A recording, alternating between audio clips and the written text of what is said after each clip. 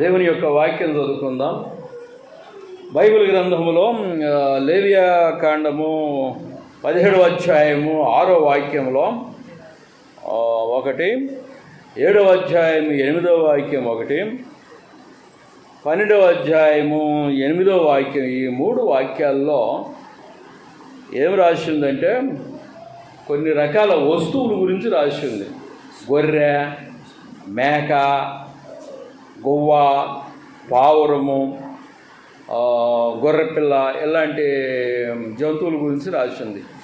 ఆ జంతువుల్ని దహన బలి చేయనప్పుడు ఏది ఎవరికి చెందుతుంది అని రాసి ఉంది. 17వ అధ్యాయంలో యెహోవాకు 6వ వచనము, ఇంపైన సువాసన కలుగునట్లు యాజకుడు ప్రత్యక్ష గుడారం యొక్క ద్వారమునొద్దనున్న యెహోవా బలిపీఠం మీద వాటి రక్తమును ప్రోక్షించి వాటి క్రొవ్వును దహింపవలెను అని రాసి ఉంది.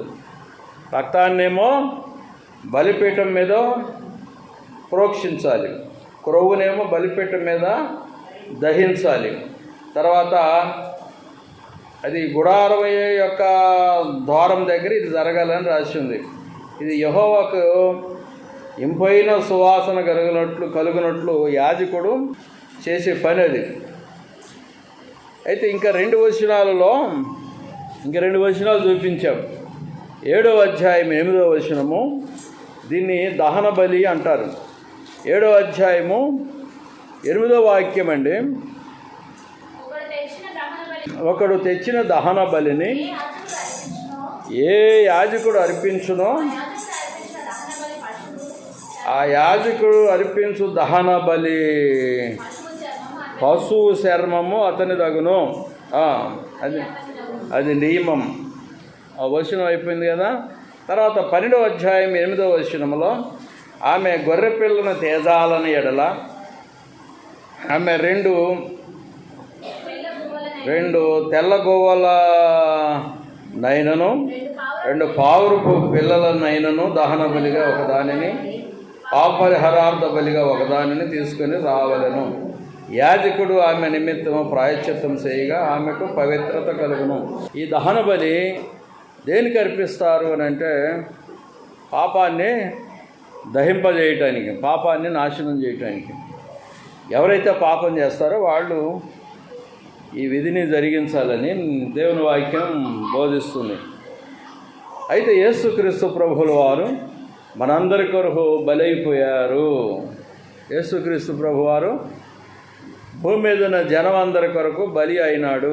Praise the lord, hallelujah. హెబ్రీ పత్రిక 10వ అధ్యాయము 4-5 వచనాలు. హెబ్రీ పత్రిక 10వ అధ్యాయం తీసుకునండి, 4-5 వచనాలు.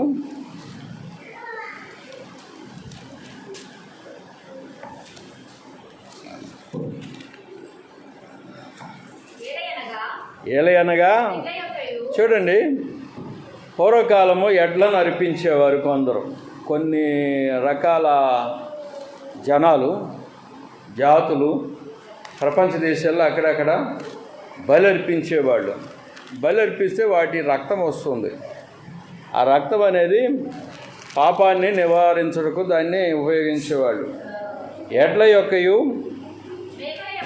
మేక యొక్కయు రక్తము పాపములను తీసివేయుట అసాధ్యం. ఎడ్ల యొక్కయు మేకల యొక్కయు రక్తము పాపమును తొలగించుట. చెప్పండి అందరూ. ఎడ్ల రక్తము, మేకల రక్తము, పక్షుల రక్తం పాపములను తీసివేయుట అసాధ్యము. అదండి, చాలామంది ఈ బలులు అర్పిస్తూ ఉంటారు పాపాన్ని తొలగించడానికి. పాపం ఎక్కడుంది? మనిషిలోనే ఉంది. కంటిలో ఉంది, పంటిలో ఉంది, ఒంటిలో ఉంది, నడతలో ఉంది, చేతలో ఉంది, వినికిడిలో ఉంది, చూపులో ఉంది. ఇక లేనిది ఎక్కడంటే ముక్కులోనే. ముక్కు కనుక పాపాన్ని చేస్తే మనిషి ఆగడం. వీటన్నిటిలో పాపం ఉంది. మనిషి బాడీలో నవరంధ్రాల్లో ఉన్నాయి కదా, ఆ రంధ్రాలు, నవరంధ్రాలు స్పర్శనిస్తాయి. ఆ స్పర్శ చేత మనుషుడు ఆనందిస్తాడు. నీశాభిరుచి అనేది ఒకటి ఉంది, అంటే పాపపు రుచి అన్నట్టు. ఆ రుచులను అనుభవించడానికి మనుషుడు పాపాన్ని చేస్తాడు. అయితే ఈ పాపాన్ని తొలగించడానికి పూర్వకాలం నుంచి ఎడ్లను, మేకలను, గొర్రెలను, పక్షులను అర్పించి పాపాన్ని తొలగించేవాళ్ళు. వాక్యం ఏమో చెప్తుందంటే ఈ విషయాన్ని తెలియజేస్తుంది. వాటి యొక్క రక్తము పాపమును తీసివేయట, శాశ్వతంగా తొలగించడం అసాధ్యం. అందుకే ఈ బైబిల్ గురించి ప్రకటిస్తున్నాం లోకానికి. బైబిల్ గురించి లోకానికి ప్రకటించేది ఎందుకు? ఒక బైబిల్నే ప్రకటిస్తున్నాం. ఎందుకు చెప్పండి? వాక్యం ఎందుకు ప్రకటిస్తున్నాం? మనుషుల పాపాలను తొలగించడానికి. వీటి రక్తము శాశ్వతంగా పనిచేయదు. ఆ ఇజ్రాయెల్లో విధులు ఉన్నాయి. ఎడ్లను, మన మేకలను, గొర్రెలను, పక్షులను, పావురాలు అన్నట్టు గోవులను తీసుకొచ్చి వాళ్ళు దహన బలి అర్పించేవాళ్ళు. ఏటేటా పాపములను జ్ఞాపకము నాకు వస్తున్నాయి. పాపాలు ఏటేటా జ్ఞాపకం వస్తాయి. సంవత్సరానికి ఒకసారి బలి అర్పించేవాళ్ళు. ఎవరు పాపం చేస్తే వాళ్ళు ఆ బలులకి ఆ జంతువులను తీసుకొచ్చి బలు అర్పించేవాళ్ళు. ఈ రక్తము పాపమును మన తీసివేయటం అసాధ్యము. అయితే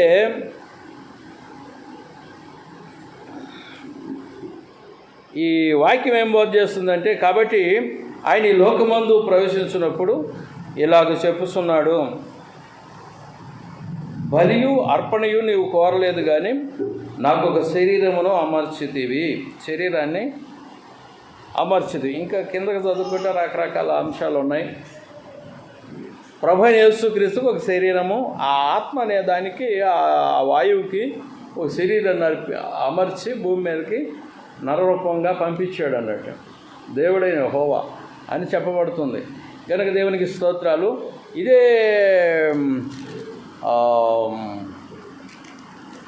12వ అధ్యాయం, ఇదే హెబ్రీ పత్రికలో 2-3 వచనాలు గమనించండి.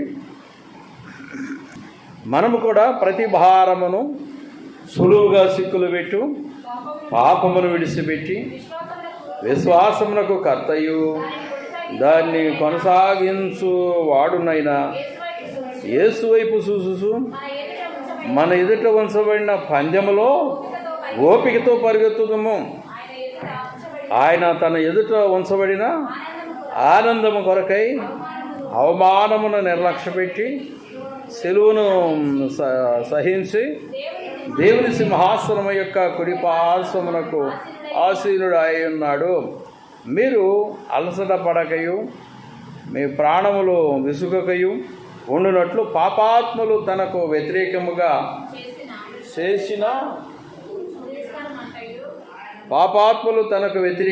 చేసిన తిరస్కారమంతయు ఓర్చుకొనిన ఆయనను తలంచుకొనుడి అని ఓ వాక్యంలో రాయబడింది. ప్రభు అయిన యేసు ఆ దేవుని చేత పంపబడిన ఆ వాయువు అంటే ఆత్మ, జీవాత్మ అనేది ఒక శరీరాన్ని ధరించుకొని భూమి మీదకి జన్మించటము, తర్వాత మరణించటము, తిరిగి లేవటం, పోవటం, మళ్ళీ రావటం ఉందన్నట్టు. ఇప్పుడు ఆ రావటం జరగబోతుంది. 3 అయిపోయినాయి, 1 జరగబోతుంది. కనుక దేవునికి స్తోత్రాలు. యేసు క్రీస్తు రక్తం అనేది పాపములను తీసివేస్తుంది. Praise the lord. యేసుక్రీస్తు రక్తము పాపములను, అందుకు దేవుని నమ్ముకోవాలి. యేసుని నమ్మాలి అంటే ఎందుకు? పాపములను తొలగించుట కొరకు. మానవుని యొక్క పాపములు తీసివేయట ఈ యొక్క జంతు బలి వలన, వాటి రక్తం వలన కాదు, అసాధ్యము, ఇంపాసిబుల్.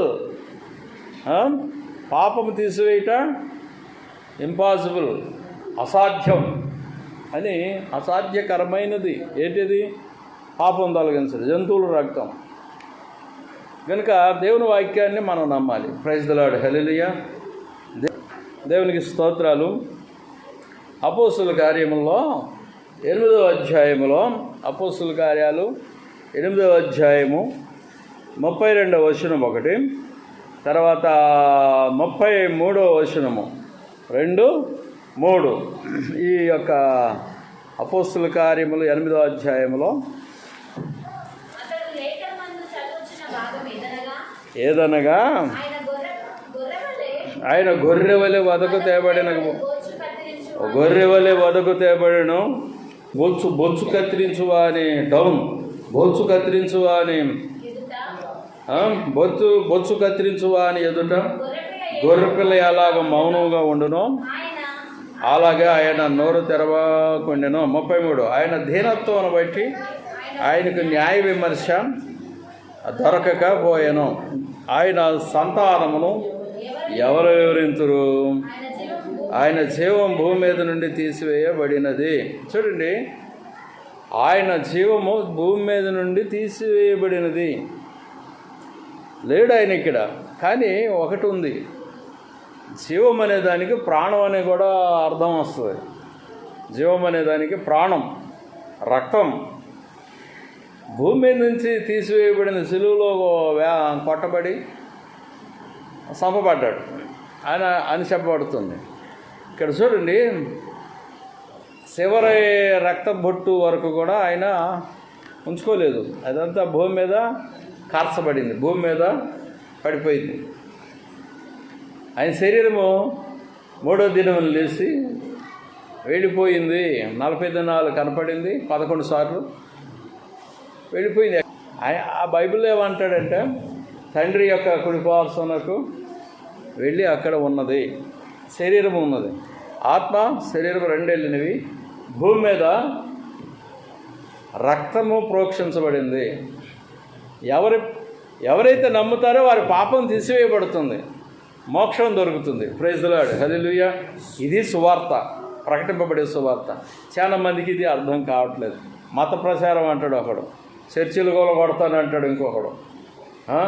గవర్నమెంట్ బలం తీసుకొని కూలగొడతాం పర్మిషన్ లేకపోతే. 2800 చర్చిలు, 22,800 చర్చిలు కూలగొడతారట. గవర్నమెంట్ పర్మిషన్ తీసుకున్నటువంటి వాటిని కూలగొడతారట. కట్టేటప్పుడు తీసుకున్నటువంటి వాటిని ఒకడు అంటాడు. మత ప్రచారం అంటాడు, మత మార్పిడి అంటాడు. ఏదేదో వాళ్ళు ఇష్టం వచ్చినట్టు వరుగుతున్నారు. వాళ్ళు నరకానికి పోయేది వాళ్ళకి తెలియదు. వాళ్ళు పాపం క్షమించబడాల. ఎవరన్నా దేవుని నమ్ముకొని మోక్షానికి వెళ్ళాలి, పరలోకానికి వెళ్ళాలని ఆలోచన, రక్షింపబడటానికి ముందుకు వస్తే వాళ్ళని చెడగొడుతున్నారు. వీళ్ళు పాపానికి పాపము అంతకంతకు పోగు చేసుకుంటున్నారు. పాపానికి పాపము మూట కట్టుకుంటున్నారు. దేవుని వాక్యం ఏం చెబుతుందంటే, దేవుని వాక్యం పాపమును తీసివేయటం కొరకే యేసుని గురించి ప్రకటించుట. నీ ఇండియా దేశపు పాపము అంతా పోవాలంటే యేసుని నమ్మాలి. ఇండియా దేశపు పాపం అంతా పోవాలంటే యేసు రక్తం మందు ప్రతి ఒక్కడు కడగబడాలి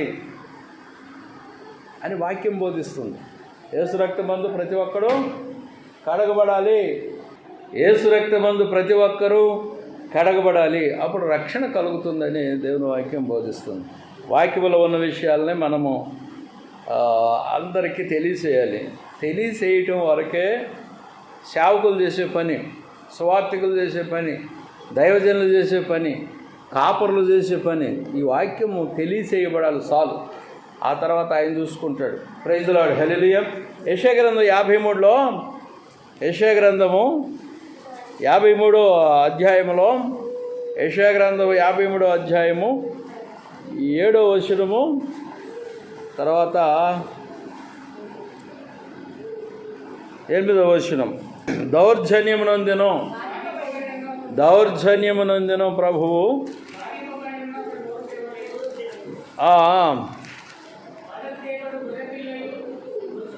వదకు తేబడు గొర్రె పిల్లయు బొచ్చు కొత్తిరించు వాని ఎదుట గొర్రెయు మౌనంగా ఉన్నట్లు అతడు నోరు తెరవలేదు. అన్యాయపు తీర్పు నొందినవాడై అతడు కొనిపోబడిను. అతడు నా జనుల అతిక్రమమును బట్టి మొత్తబడిన గదా, సజీవుల భూమిలో నుండి అతడు కొట్టివేయబడిను. అయినను అతని తరము వారిలో ఈ సంగతి ఆలోచించిన వారెవరో. తర్వాత 6వ వచనము 1. 6వ వచనంలో మనమందరం గొర్రెల వలె త్రోవ తప్పాం. మనుషులందరూ త్రోవ తప్పారు. దారి తప్పారు. మనుషులందరూ దారి తప్పారు. అందరూ పాపం చేస్తున్నారు దేవునికి వ్యతిరేకంగా. మనలో ప్రతివాడును తనకిష్టమైన త్రోవకు తొలగెను. యెహోవా మన అందరి దోషమును అతని మీద మోపెను. 12వ వచనం చూడండి. కావున గొప్పవారితో నేను అతనికి పాలు పంచిపెట్టేదను, ఘనులతో కలిసి అతడు పొలసము విభాగించుకొనును. ఏలైనగా మరణమునందునట్లు అతడు తన ప్రాణమును దారపూసెను. Praise the lord, hallelujah. అతిక్రమము చేయవారిలో ఎంచబడిన వాడాయను. Praise the lord, hallelujah, hallelujah. 59వ అధ్యాయంలో కూడా గమనించండి, 11వ వాక్యం ఏమంటున్నాడు? దేవుని స్తోత్రాలు. మేమందరము ఎలుగుబంట్ల వలె బబ్బరించున్నాం, గోవుల వలె దుఃఖారావము చేస్తున్నాం. న్యాయం కొరకు కాసుకొనిస్తున్నాం కానీ అది లభించట్లేదు. రక్షణ కొరకు కాసుకొనిస్తున్నాం కానీ అది మాకు దూరముగా ఉన్నది. రక్షణ 38 ఇదే యెషయా గ్రంథంలో మన 38లో యెహోవా సజీవుల దేశమున యెహోవాను చూడకపోవుదును, మృతుల లోక నివాసినై ఇకను మనుషులను కానకపోవుదునని నేను అనుకుంటుని అని రాయబడుతున్నది. అయితే దేవునికి స్తోత్రాలు. ఈ యొక్క వాక్యాల్లో ఈ విధంగా రాసి ఉంది. ఇంకా 2 రిఫరెన్సులు 3 రిఫరెన్సులతో ముగింపు. 2 కొరింథీ 5వ అధ్యాయంలో 21వ వచనము. 2 కొరింథీ 5వ అధ్యాయము 21వ వచనం. బైబిల్ అంతా ఈ విధంగా తిరిగేసినప్పుడు నీకు కొన్ని విషయాలు కొంత బోధపడుతున్నది. ఎందుకనగా మనం ఆయన యందు దేవుని నీతి యగునట్లు పాపం ఎరుగని ఆయనను మన కోసము పాపముగా చేసెను. రోమా 8:4లో ధర్మశాస్త్ర సంబంధమైన నీతి విధి నెరవేర్చబడవలనని పాప పరిహారము నిమిత్తము దేవుడు తన సొంత కుమారుని పాప శరీర ఆకారముతో పంపి ఆయన శరీరమందు పాపమునకు శిక్ష విధించునని రాయబడింది. గలతీ 3:14 గలతీ 3వ అధ్యాయము 14వ వచనము. దేవునికి స్తోత్రాలు. మన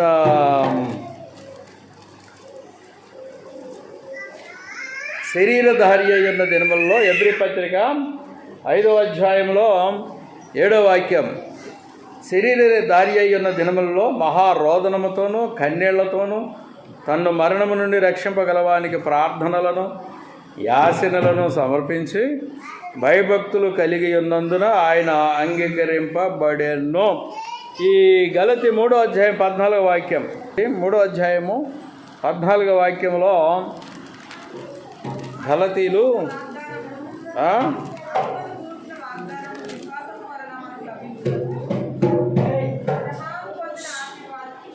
అబ్రహాము పొందిన ఆశీర్వచనము క్రీస్తు యేసు ద్వారా అన్యజనులకు కలుగుటకై క్రీస్తు మన కోసము శాపమై మనలను ధర్మశాస్త్రము యొక్క శాపము నుండి విమోచించును.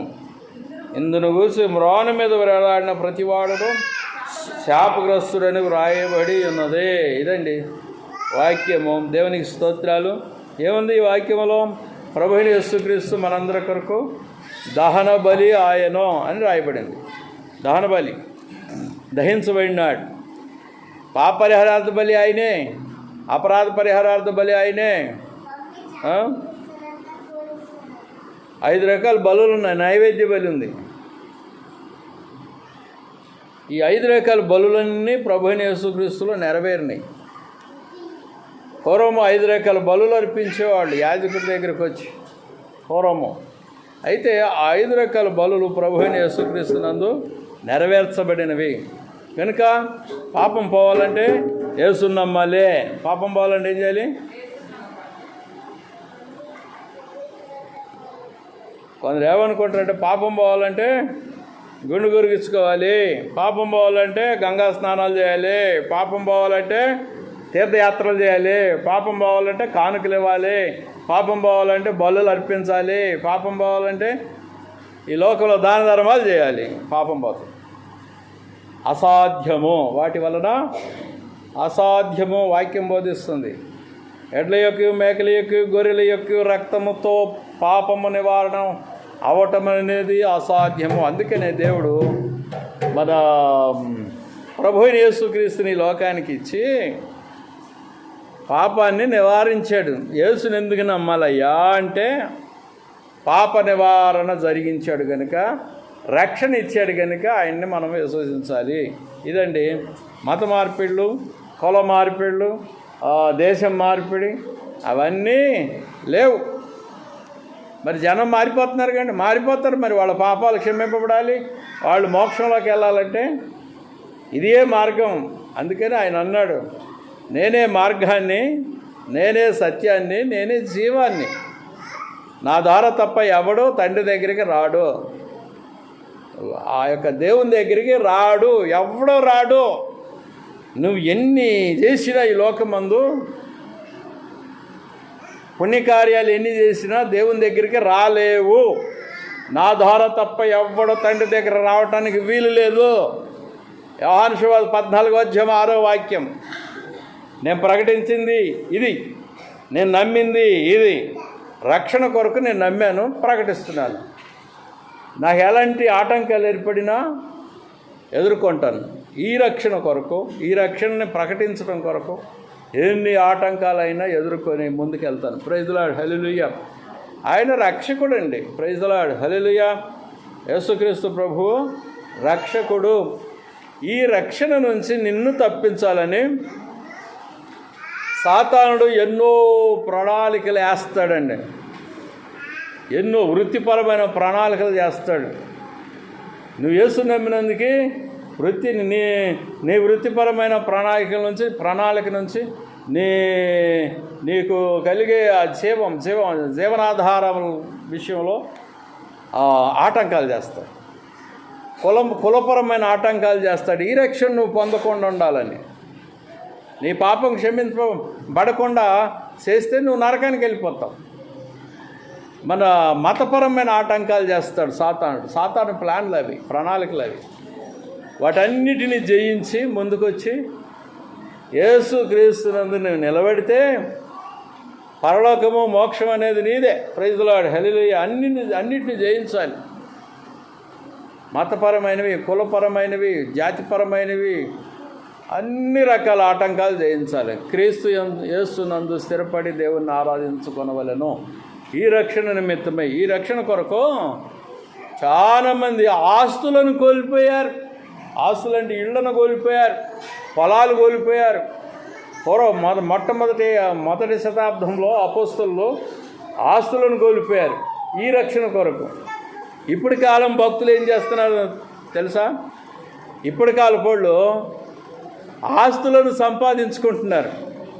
రాకడ దగ్గర పడగా, ప్రభు రాకడ దగ్గర పడగా, ఒకడు కారులు సంపాదిస్తాడు, ఒకడు బంగ్లాలు సంపాదించుకుంటాడు ఉండటానికి, సుఖంగా ఉండటానికి. మన విమానాలు సంపాదించుకుంటున్నారు. దేవుని సేవ కొరకు వాళ్ళు ఖర్చు పెట్టట్లేదు. అప్పుడు వాళ్ళేమో అన్నీ కోల్పోయారు. ప్రభు ప్రాణాలను కూడా కోల్పోయారు, ప్రాణాలు కూడా అర్పించారు అప్పటి కాలపోళ్ళు. ఇప్పటి కాలపోళ్ళు అవన్నీ పోగొట్టుకుంటున్నారు, పోగు చేసుకుంటున్నారు. 100 పాళ్ళు తేడా ఉంది ఆది అపోస్తులు కానీ ఇప్పటి కాలపోళ్ళకి. మొన్న ఒక సాక్ష్యం చెప్పలే నేను. 2 ఎకరాల భూమి అమ్మేసి ఆ పైసలతో 2-3 చర్చిలు కట్టిండు ఆ జగ్గపేట ప్రాంతంలో. మన అమ్మగారి బంధువులు ఆ పొలం ఉంటే తన కుమార్తెకు ఉంటుంది కదా, చర్చిలకి ఎందుకు పెట్టాలా కదా? ఎందుకు పెట్టాలా? లేదు, ఈ రక్షణని పెంచటానికి, ఈ రక్షణని అనేకులకి సాటింపు వేయటానికి, అనేకులకు చెప్పటానికి. తమ ప్రాణాలు పోగొట్టుకున్నారు, అనేకులు హింసింపబడ్డారు. ప్రభువు యొక్క రక్షణ అనేకులకు ఇవ్వాలి, సాటించాలని. కానీ మనం ముందుకు వెళ్ళట్లేదు. ఈ రక్షణను సాటించడానికి మనము ముందుకు వెళ్ళట్లేదు, వెనకం చేస్తున్నాం, పిరికోళ్ళంగా ఉంటున్నాం. పిరికి వారికి ప్రభు రాజ్యం ఉండదు. నువ్వు విశ్వాసం అయినా సరే పిరికోడు అయితే ఆ రాజ్యంలోకి రాలేవు. నాకు ఆరోగ్యం బాగాలేదు కనుక యేసుని విడిచిపెడుతున్నానంటే నువ్వు ఆ రాజ్యంలోకి రాలేవు. నీకు ఆరోగ్యం బాగున్నా బాగోకపోయినా ఎప్పుడైనా చచ్చిపోతావు కదా. ఆమెకు జబ్బున్నా ఆమె విశ్వాసే, ఎప్పటి నుంచో 30 ఏళ్ళ నుంచి విశ్వాసం. జబ్బున్నా తగ్గకపోయినా చచ్చేదాకా, ప్రాణం పోయేదాకా విశ్వాసమును ముందు నిలబడింది, నమ్మకంగా ఉంది దేవరమ్మ. దేవుని యందు నమ్మకంగా ఉంది. ప్రైజ్ ది లార్డ్, హల్లెలూయా. నాకు అనారోగ్యం ఉంది, బాగాలేదని చెప్పేసి ఆమె దేవుని విడిచిపెట్టలేదు. మొదట బాగైంది, మన 70 ఏళ్ళ వయసులో ఇక ప్రాణం బాగుండా ఉంటుందా చెప్పు కదా. ఇంకా బతకాలంటే కలుస్తుందా? దేవుడు నన్ను ఎందుకు బతికించడు అంటే, మరి నువ్వు పోతేనే మిగతా వాళ్ళకి ప్లేస్ వస్తుంది భూమి మీద ఖాళీ. నువ్వు పోతే నీ మనవరాలకు వస్తుంది ప్లేస్. నువ్వు అట్లనే ఉంటే నీ ఉన్న స్థలము అలా ఫుల్ అయ్యి ఉంటుంది. ఆ స్థలంలో మరొక వ్యక్తి రావడానికి వీలు పడదు కదా. స్థలాన్ని ఇవ్వాలి కదా. నువ్వు రక్షణ పడ్డావు, నువ్వు వెళ్ళిపోవాలా. నువ్వు వెళ్ళిపోతే నీ స్థలంలో నీ మనవరాలు వస్తుంది, అంతే కదా బ్రదర్. మరి నేను ఇట్లనే ముసలోడిని ఇట్లనే ఉంటానంటే, అలాగ అందరూ అనుకొని అలానే దేవుడు వాళ్ళని బతికించి ఉంటే ఒకవేళ భూమి నిండుది. పుట్టే వాళ్ళకి స్థలం ఎక్కడది లేదు కదా. భూమి సరిపోవట్ల, పొలం సరిపోవట్ల, ధాన్యం పండింది ఇంట్లోకి రావటానికి. ఆహారం కూడా దొరకకుండా అయిపోతుంది. అందుకని ముసలోళ్ళు చనిపోవాల్సిందే. ప్రాణం పోయే టైం వస్తే అది ఆగదు, వెళ్ళిపోవాల్సిందే. కొత్త వాళ్ళకి స్థలం దొరుకుతుంది, పుట్టేవాళ్ళకి. దేవునికి స్తోత్రాలు, హల్లెలూయా. మరి నేను పోనీను నిన్ను ఇలానేమో పట్టుకొని ఉంటానంటే మరి ఉంటుంది అది. ప్రాణాన్ని ఆపుతారా? ఎవరు ఆపుతారు? పోవాల్సిందే. ఏదో ఒక రోగం వచ్చే ప్రాణము లోకం నుంచి వెళ్ళాలి, ఆత్మ వెళ్ళిపోవాలి, శరీరం మట్టిలో కప్పిపెట్టబడాలి. ప్రైజ్ ది లార్డ్, హల్లెలూయా. రోగాలు ఎందుకు వస్తాయి బ్రదర్? రోగాలు ఎందుకు వస్తాయి? మనిషిని బాధించడానికి, ఏడిపించడానికి, పీడించడానికి. మరి రోగాలు ఎందుకు వస్తాయి? ఎలీషాకి రోగం ఎందుకు వచ్చింది? ఎలీషాకి మరణకరమైన బిమారి వచ్చిందని బైబిల్లో రాసి ఉంది. ఎలీషాకి మరణకరమైనది. అది ఎందుకు వచ్చిందంటే మరణం కొరకు వచ్చింది. కొందరికి రోగాలు ఎందుకు వస్తాయి? మరణం కొరకు వస్తాయి, సాగు కొరకు. 1 నెల 2 నెలల్లో నవిసి చేపించుకొని కడిగించుకొని అందరితో ఉన్నదంతా ఊడిచేసి వెళ్ళిపోతారు. వాళ్ళకి 70,000 ఖర్చు పెట్టించింది ముసలమ్మ. ఏం సంపాదించింది లేదు, పాడలేదు. కానీ కొడుకుని సంపాదించింది, 2 కూతుర్లను సంపాదించింది. వాళ్ళు వదిలిపెట్టి లాస్ట్కి అంతా కడిగించుకొని. రోగం ఎందుకు వస్తుంది? సాగు కొరకు వస్తుంది. నాకు ఇంకా బతకాలని ఉందండి అంటే, అది రోగం ముదిరిందనుకో చచ్చిపోతావు. రోగం ముదిరితే సరైన మందు పడలేదు, ఆ రోగం ఏందో గుర్తింపబడలేదు, డాక్టర్ దాన్ని పసిగట్టలేదు, దానికి సరైన మందు తగలలేదు, చచ్చిపోతారు నీరసం అయిపోయి. కనుక రోగాలు ఎందుకు వస్తాయి మానవులకి? ఎందుకు వస్తాయి? పీడించడానికి. వయసు వాళ్ళకి వచ్చిందంటే పీడించడానికి, ముసలోళ్ళకి వచ్చిందంటే లేపకపోవటానికి. అది నేర్చుకోవాలి. ప్రైజ్ ది లార్డ్, హల్లెలూయా. కనుక భూమి మీద నుంచి వెళ్ళిపోతావమ్మా. వయసు వాళ్ళమైనా ముసలోళ్ళమైనా టైం వచ్చినప్పుడు వెళ్ళిపోతాం. దేవుని నమ్ముకొని పాపక్షమాపణ ఉంది రక్షింపబడి రక్షణలో నిలబడటం better. Praise the lord, hallelujah, హల్లెలూయా. రక్షణలో నిలబడాలి, దేవుని రక్షణలో నిలబడాలి. దీన్ని సంపాదించండి, దేవుని రక్షణ సంపాదించండి, దానిలో నిలబడండి. మన పరలోక రాజ్యాన్ని సంపాదించుకునండి. యేసు అన్నాడు, నేనే మార్గము మోక్షానికి, అంటే పరలోకానికి. వేరే దారి లేదు, నిత్యం నేనే అక్కడికి వెళ్ళటానికి. ఈ పరదేశ అనే స్థలానికి వెళ్ళే ఆత్మలన్నీ నిచ్చెన మీద ఎక్కిపోతుంటాయండి. ప్రైజ్ ది లార్డ్, హల్లెలూయా. నిచ్చెన మీద ఎక్కిపోతుంటాయి. ఆయన నిచ్చెన భూమికి ఆకాశానికి నిచ్చెన. ఆయన తప్ప వేరే దారి లేదు. ప్రైజ్ ది లార్డ్, హల్లెలూయా. నువ్వెన్ని పుణ్యకార్యాలను చేసినా నీకు రక్షణ దొరకదు. యేసే మార్గము, యేసే సత్యము, యేసే జీవము. Praise the lord. దీన్ని ప్రకటించడం కొరకు అనేకులు జీవితాలు త్యాగం చేసుకొని ప్రకటిస్తున్నారు. కొందరు ఉద్యోగాలకు కూడా రాజీనామా కొట్టేసి ప్రకటిస్తున్నారు. కొందరు తమకున్న సొమ్ముని కుమ్మరించి ప్రకటించే వాళ్ళ చేత ప్రకటింపజేస్తున్నారు. వాళ్ళను పోషిస్తూ సేవకులని ఈ సువార్త ప్రకటింపజేస్తున్నారు. ఇవి ఎవరికి మరుగై అంటే వాళ్ళు గుడ్డోళ్ళు. ఇప్పుడు నేను 2-3 మాటలు చెప్పేసి, అవి ఎవరికి మరుగై ఉంటాయో, జ్ఞానం ఓపెన్ కాదో, మైండ్ ఓపెన్ కాదో వాళ్ళు గుడ్డోళ్ళు. నీకు దైవ జ్ఞానం అర్థం కావట్లేదు, దేవుని గురించిన యొక్క సత్యం అర్థం కావట్లేదు. ఎంత చెప్పినా అర్థం కావట్లేదు. అంటే యుగ సంబంధమైన దేవత నేత్రాలను మూసేసింది.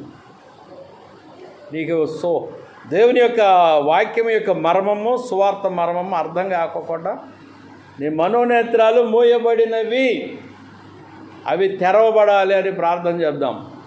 లోకం కూడా మూయబడినవి, దేవత మూసేసింది. లోక సంబంధమైన దేవత అందరూ మనోనేత్రాలను మూసివేసింది. పై అధికారి మొదలుకొని పీను దాకా, దేశాన్నేలు అధికారి మొదలుకొని పీను దాకా అందరి నేత్రాలు మూయబడినవి, అవి తెరవబడాలి. జ్ఞాన నేత్రాలు తెరవబడాలి. ఈ యొక్క క్రీస్తుని గురించిన విషయం తెలియాలంటే యేసు క్రీస్తుని గురించి జ్ఞాన నేత్రాలు ఓపెన్ అవ్వాలి. ప్రార్థన చేసుకుందాం. మోకాళ్ళ మీద ఉండండి.